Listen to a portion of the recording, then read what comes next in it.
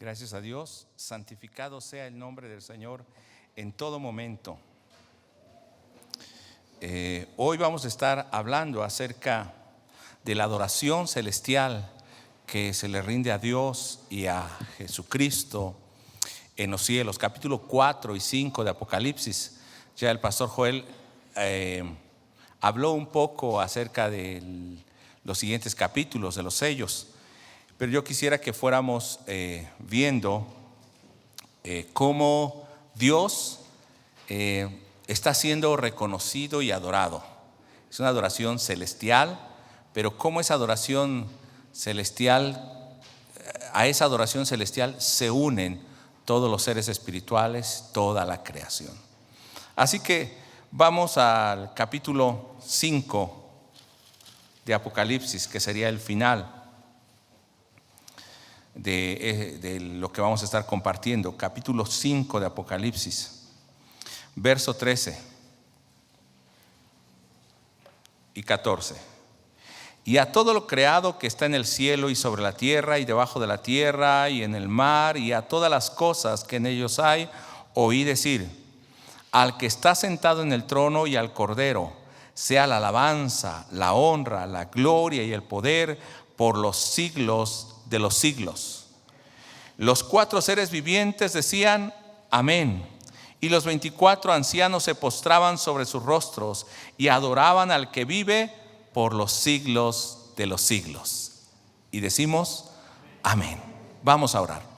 Padre, te bendecimos en esta mañana por la bendición que nos das de tener comunión contigo, primeramente, de conocerte, de entrar en tu presencia. Santificado sea tu nombre. Pero también de poder abrir tu palabra que nos sustenta, nos guía, nos guarda y que revela tu voluntad a nuestra vida. Gracias por ese tiempo hermoso, y queremos, Señor, exaltar tu nombre y humillar nuestra vida, postrarnos delante de ti, en el nombre de Jesús. Amén. Hoy estaremos entonces hablando acerca de el capítulo 4 y 5, y es acerca de Apocalipsis, pero siempre la idea que tenemos de Apocalipsis es como destrucción, ¿no? Como vemos en esa imagen, y pensamos en algo catastrófico. Pero cuando se escribió Apocalipsis, tenía la idea de animar a la iglesia para que fuera fortalecida en medio de las luchas. Y nosotros podemos ver que en medio de esas luchas, ahí estamos ya. En medio de esas luchas, Dios va a estar sosteniendo a su iglesia. Primero voy a empezar con la división. Recordemos cuál es esta división de la iglesia y dónde vamos. Primero hay una introducción, luego se presentan las iglesias, 7 iglesias, capítulo 2 y 3. Las iglesias terrenales, ¿cómo son realmente las iglesias? Y vemos que tenían defectos, solamente 2, que de hecho no eran como el ideal o el prototipo, pero sin embargo eran las iglesias fieles, aunque eran débiles, aunque tenían persecución. O sea, no dejaban de tener pruebas, aún ellas tenían persecución. Y nosotros estamos en esta parte que usted puede ver ahí como marcada en rojo.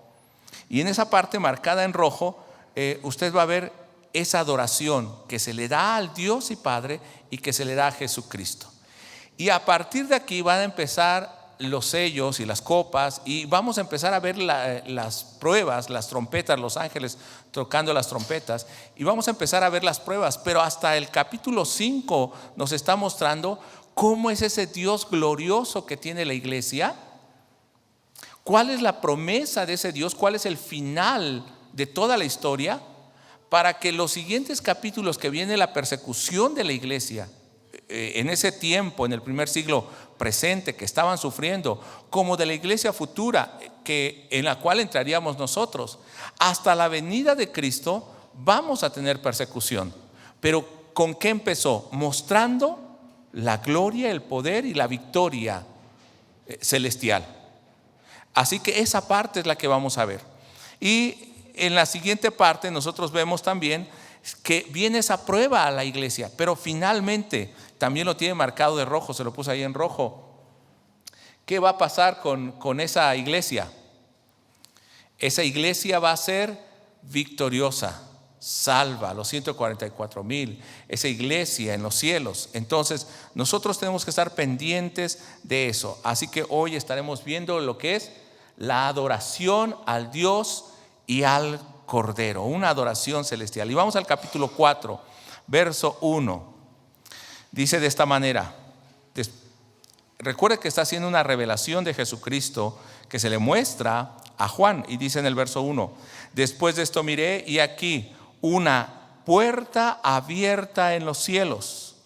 La primera vez que oí era como de trompeta que hablaba conmigo diciendo: sube acá y te mostraré las cosas que han de acontecer pronto. Nosotros vemos entonces esa puerta abierta en los cielos. ¿Qué será esa puerta abierta en los cielos? Siempre nos imaginamos esta figura cósmica, ¿no? El cielo sobre las nubes, pero realmente cuando hablo de una puerta abierta en los cielos, nos está mostrando en este capítulo 4, verso 1, un paralelismo sinónimo. O sea, con dos expresiones diferentes está diciendo: hay una revelación, hay una puerta abierta en los cielos, y sube acá, te mostraré lo que ha de suceder pronto. Son dos sinónimos para decir que Dios se está mostrando y revelando a la iglesia. Y quiero que aquí nosotros vayamos a Génesis 28, versos 12. Hay varias citas, pero solamente voy a leer unas cuantas.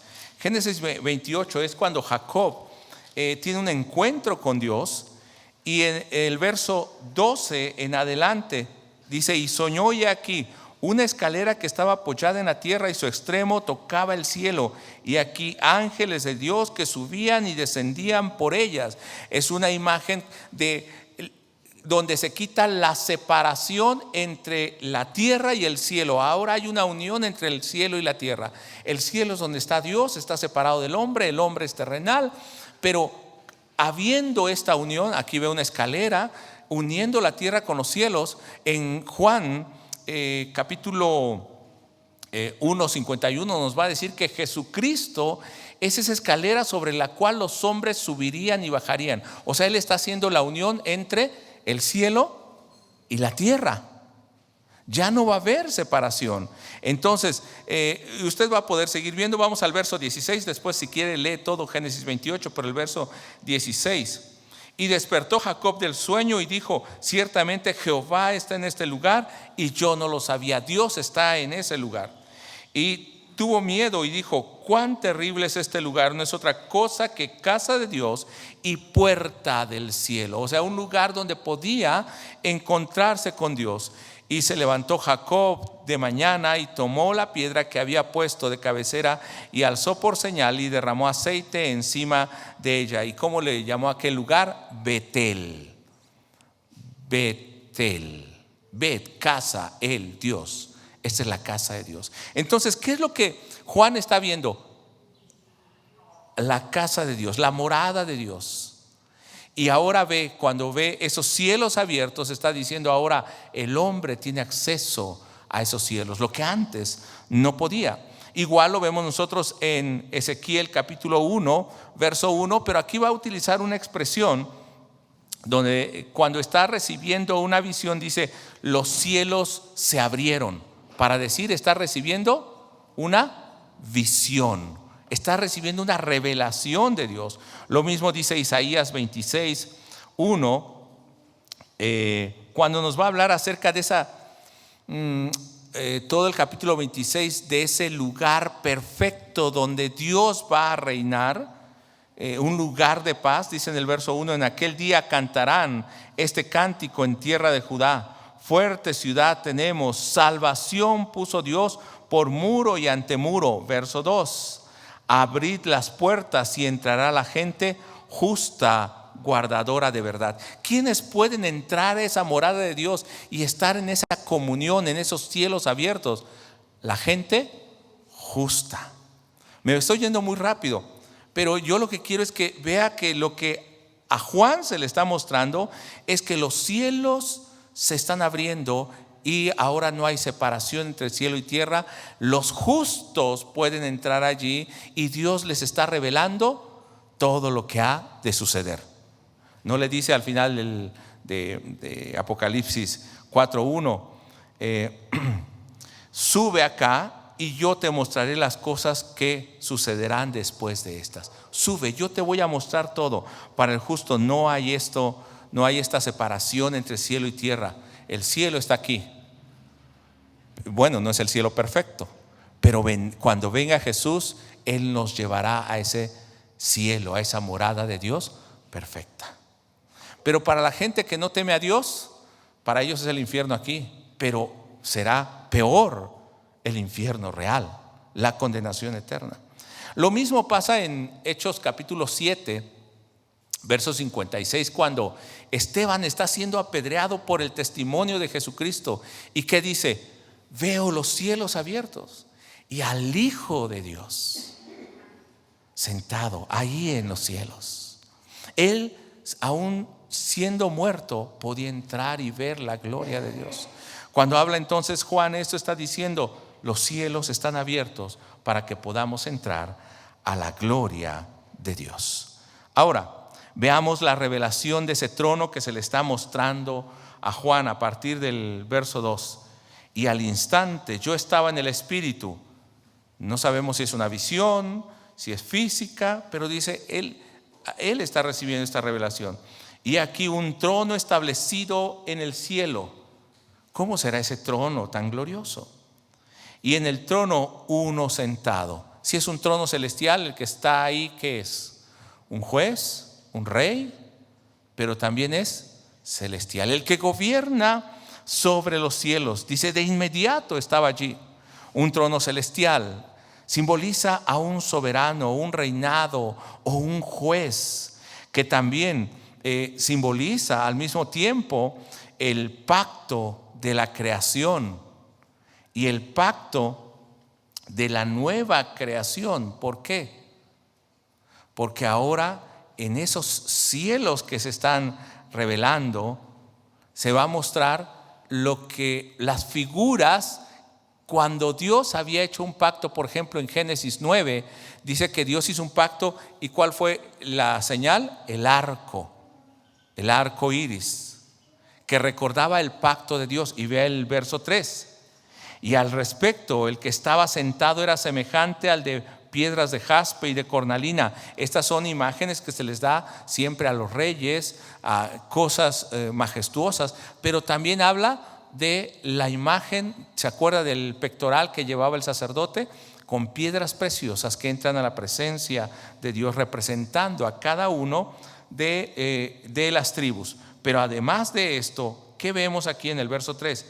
Y había alrededor un arco iris semejante al aspecto de la esmeralda. Recordemos, ¿qué simbolizaba el arco iris? El pacto de Dios con la humanidad de no volver a destruirlos con inundación. Capítulo 9 de Génesis. Entonces, está representando entonces ese pacto, la gloria de Dios, el poder al juez, pero también el pacto mismo. Esa gloria está representando y recordando el pacto desde Génesis que Dios había hecho. Y dice que de ese trono que era tan glorioso que salía, y alrededor del trono habían 24 ancianos, o sea, gente que le estaba adorando, soberanos que le adoraban. Pero en el verso 5, y del trono salían relámpagos, truenos, voces, y delante del trono ardían 7 lámparas de fuego, las cuales son los 7 espíritus de Dios. Y esto nos va a recordar a un pasaje del Antiguo Testamento. ¿Se acuerda cuál?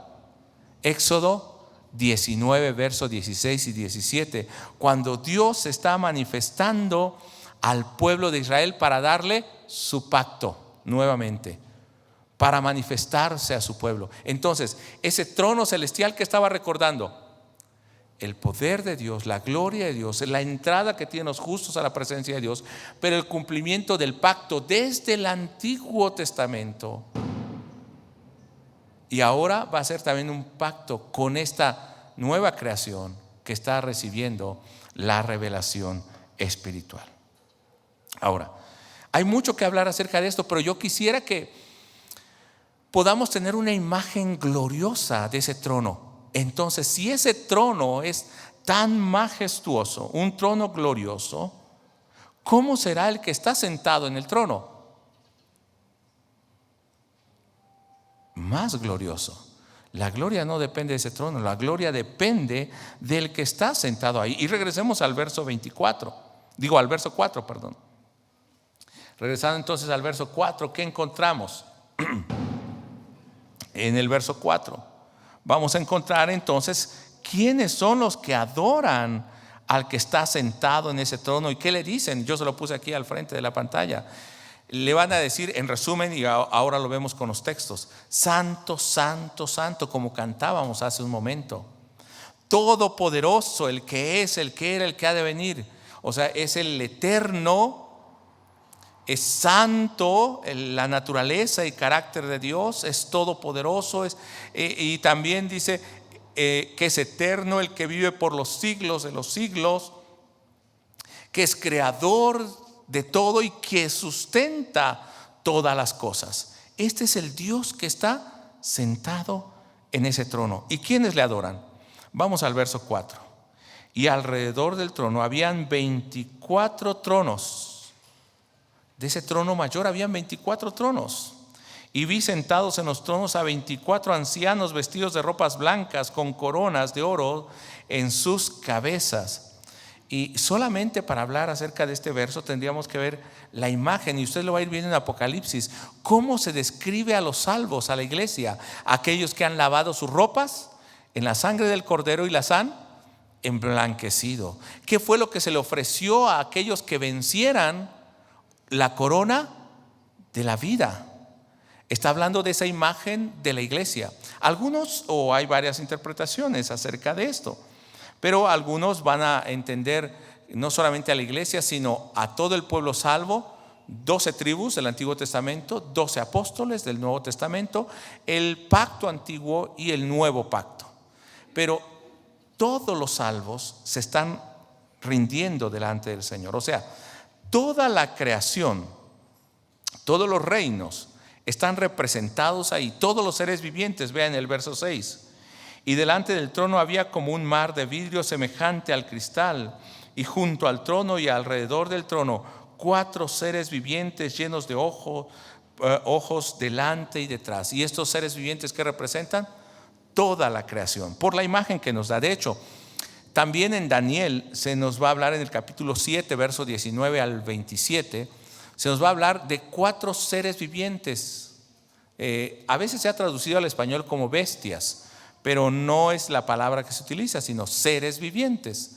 Y eso es una imagen diferente. A veces cuando empezamos bestias, para nosotros es un animal terrorífico, pero cuando habla de seres vivientes, en Daniel representaba los reinos de la tierra: el imperio babilónico, el imperio persa o medo-persa al principio, después el imperio griego y el imperio romano. Pero finalmente venía una piedra cortada del cielo que destruía estos reinos terrenales, y esa piedra levantaba un reino eterno, que es Jesucristo. Pero aquí en Apocalipsis nos va a hablar acerca entonces de todos esos reinos humanos y la creación, cómo se están rindiendo delante del Señor. En el verso 7 dice: el primer ser viviente era semejante a un león, el segundo semejante a un becerro, y estos eran las imágenes de esos imperios. El tercero tenía como rostro como de hombre, y el cuarto semejante a un águila volando. También estas mismas imágenes las encontramos en Ezequiel, en el capítulo 1, verso 5 en adelante. ¿Cómo está representando toda la creación, los reinos de la tierra, rindiéndose delante del Señor? Entonces nosotros podemos ver en Apocalipsis que estos reinos entregan honra y gloria. ¿Y quiénes más estaban entregando honra y gloria? Juntamente con estos seres vivientes. ¿Quiénes entregaban honra y gloria? Los 24 ancianos. Un trono, 24 ancianos que están en tronos, y 4 seres vivientes con estas imágenes. Pero vamos al verso 8, que ya lo vimos, ¿no? En la pantalla. ¿Qué descripción tiene? Dice en el verso 8 del capítulo 4, ¿dónde estamos? ¿Ya está ahí, hermano?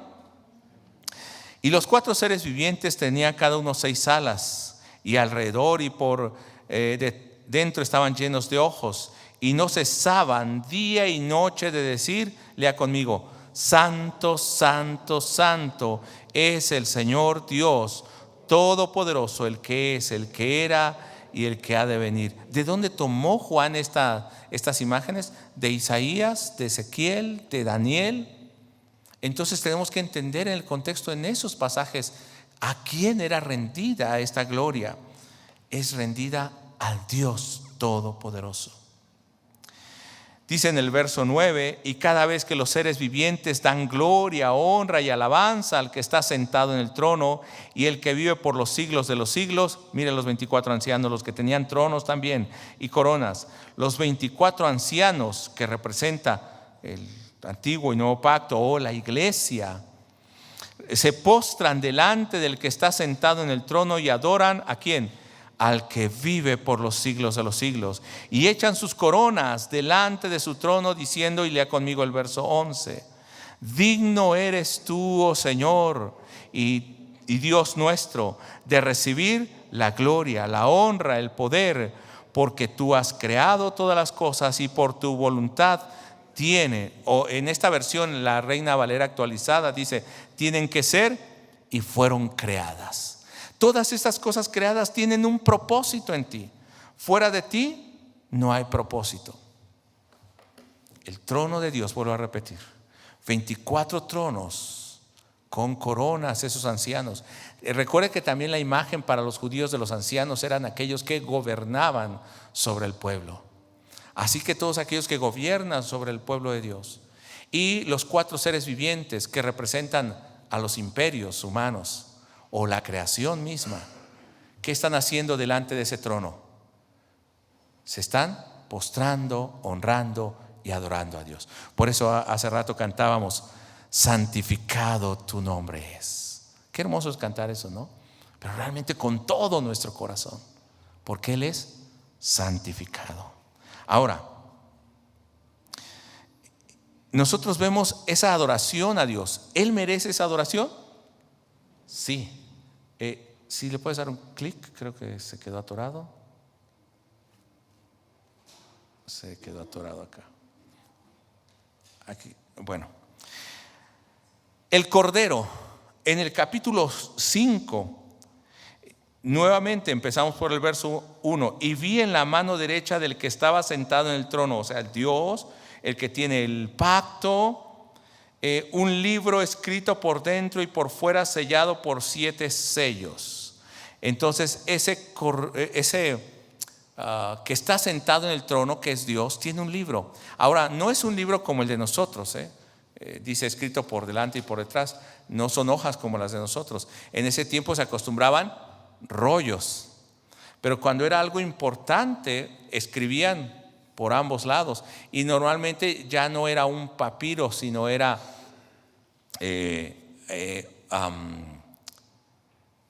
no era de papel. ¿Cómo se llamaba esto? Antes del ya era un pergamino, perdón. Era un pergamino que era de otro material, como de cuero, que se podía escribir por ambos lados. Y esto se escribía para que todos pudieran leer.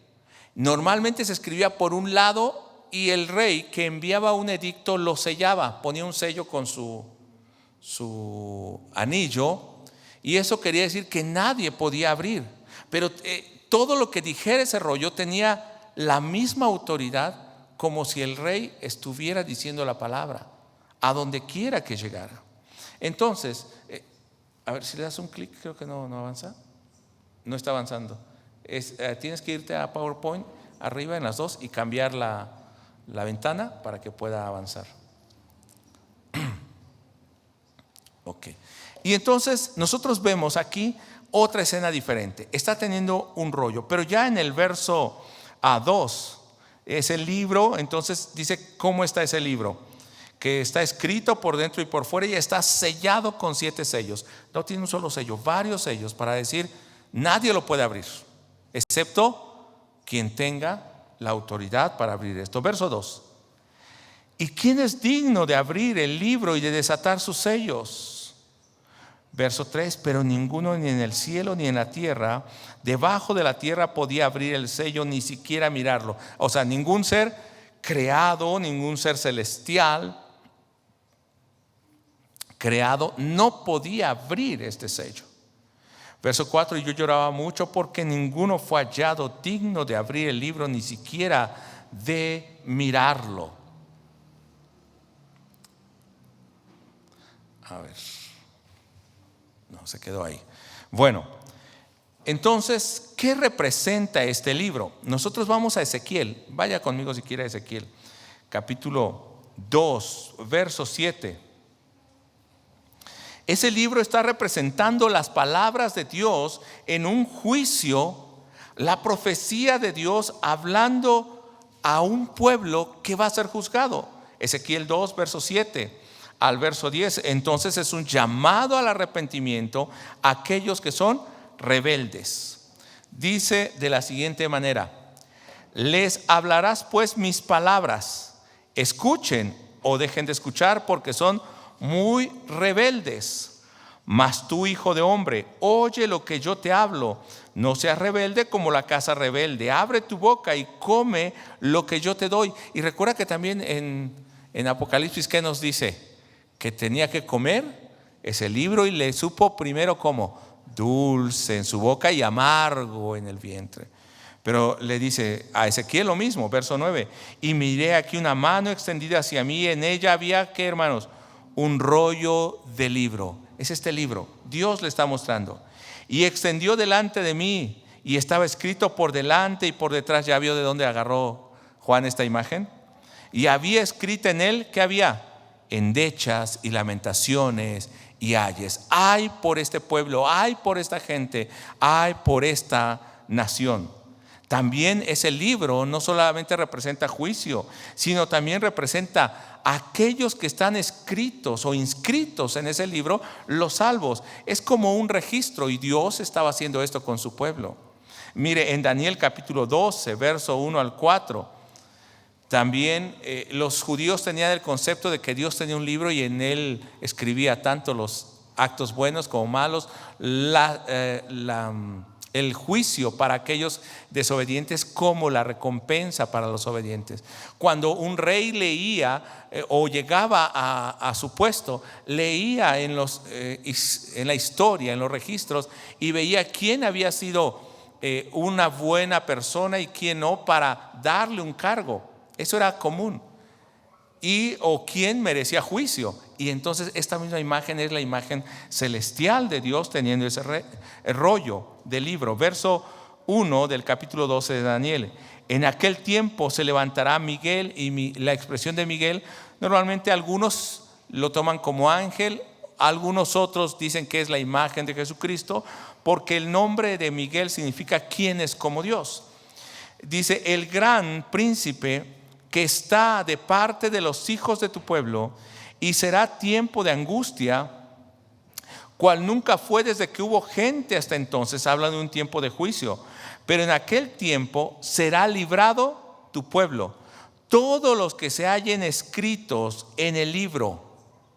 Entonces, así como simbolizaba juicio, también aquellos que están escritos o inscritos ahí serán librados en el tiempo de angustia. Y muchos de los que duermen en el polvo de la tierra serán despertados. Habla de la resurrección. No es algo en esta tierra, sino algo celestial.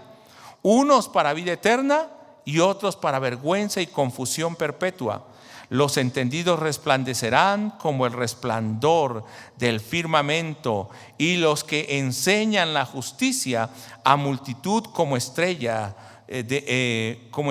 a perpetua eternidad. Pero tú, Daniel, y escucha, esto es muy importante, lo que le dice Dios a Daniel: pero tú, Daniel, cierra las palabras y sella el libro hasta el tiempo del fin. Entonces, cuando Juan dice veo ese libro, ¿qué está diciendo? Es el tiempo del fin. Acá fue sellado, pero aquí va a haber alguien que lo puede abrir.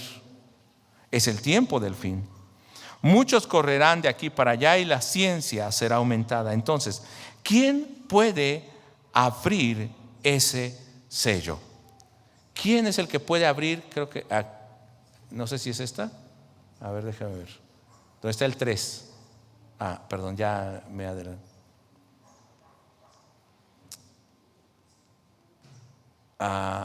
El 3, no logro ver desde aquí, pero ¿es el 3? No, es más adelante. Ahí. ¿Sí?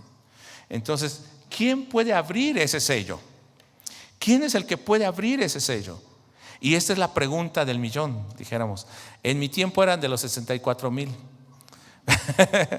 Pero ahora ya no son 64,000. Y ya es el millón y de dólares, ¿no? Bueno, ¿quién puede abrir ese sello? Ese que había sido cerrado, donde estaban los salvos, pero donde estaban también el juicio. Y vamos a Apocalipsis capítulo 5, verso 5. Y uno de los ancianos me dijo: no llores, he aquí, vea esto, el león de la tribu de Judá, la raíz de David, ¿qué ha hecho? Ha vencido para abrir el libro. ¿Y qué significaba también esto? Él es el que tiene el poder, para él se le envió esa escritura, él tiene la autoridad, él puede leer, pero además está simbolizando el tiempo del fin. Es el rey que puede leer el registro y ahora dar vida o condenar.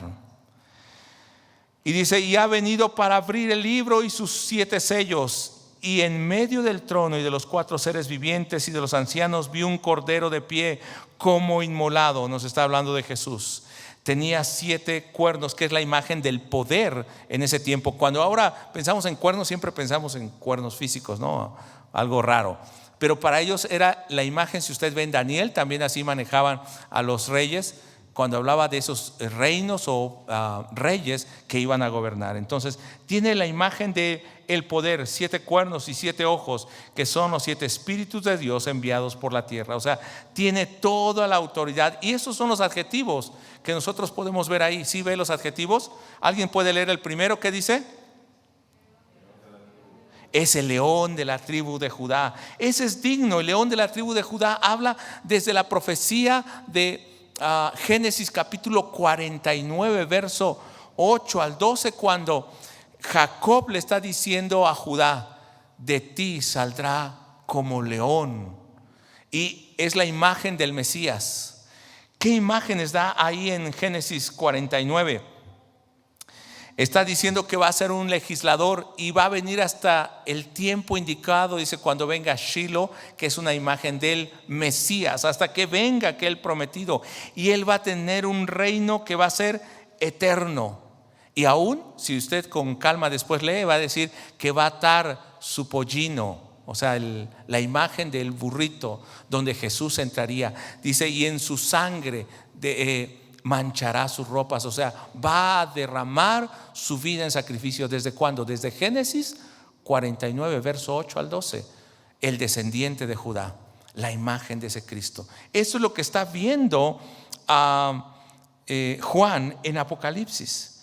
Pero también es la imagen de Isaías capítulo 11, verso 1 al 2, cuando nos presenta el descendiente de Isaí, del rey David, que vendría para gobernar. Y también nos recuerda el pacto que Dios le hizo en 2 de Samuel capítulo 7, verso 14 debe ser, verso 12.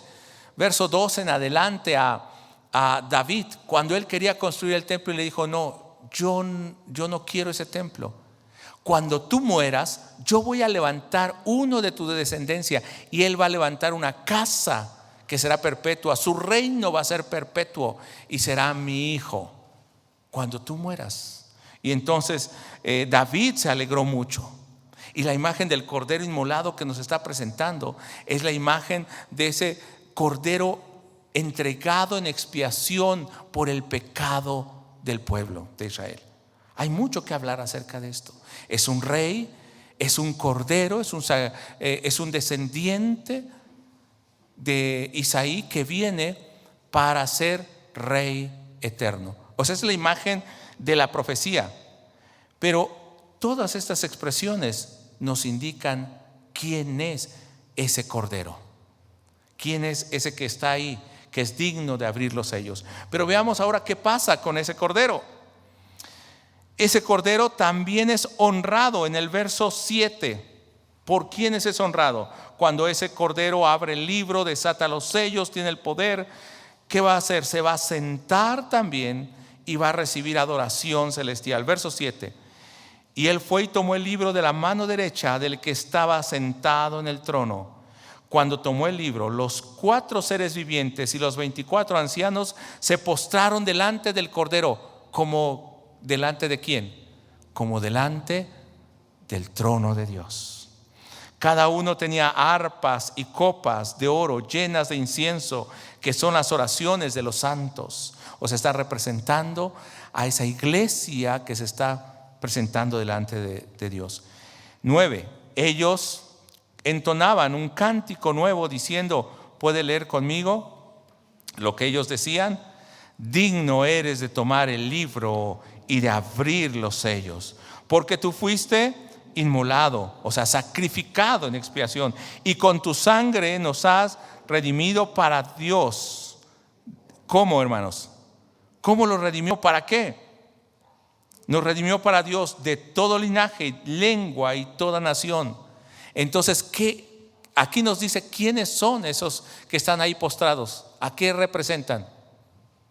A la iglesia salva, porque ellos están diciendo, tú nos redimiste con tu sangre de todo linaje, pueblo, tribu y nación. Verso 10. Y nos has hecho para nuestro Dios reyes y sacerdotes, y reinaremos sobre la tierra. Pero a esa adoración, vean el verso 11. ¿Quién se une? ¿Quién se une a esa adoración? ¿Quién se está uniendo a esa adoración, hermanos? Los ángeles se unen a esa adoración. Verso 11. Y miré y oí la voz de muchos ángeles alrededor del trono, y de los seres vivientes y de los ancianos, y su número era millones de millones, que decían a gran voz, lea conmigo, el cordero que fue inmolado es digno de tomar el poder, la riqueza, la sabiduría, la fortaleza, la honra, la gloria y la alabanza, que es la expresión de Daniel 7:14, cuando el Hijo de Hombre se acerca al anciano de días y recibe precisamente esto mismo. Y vamos concluyendo en el capítulo 5, en el verso 13 en adelante. Entonces quiero hacer como un pequeño resumen hasta aquí. La adoración dada a Dios representando el pacto, la iglesia, los seres vivientes, los reinos se postran delante de Dios. Y Él tiene un rollo del pacto y del libro, los salvos, la recompensa y el juicio.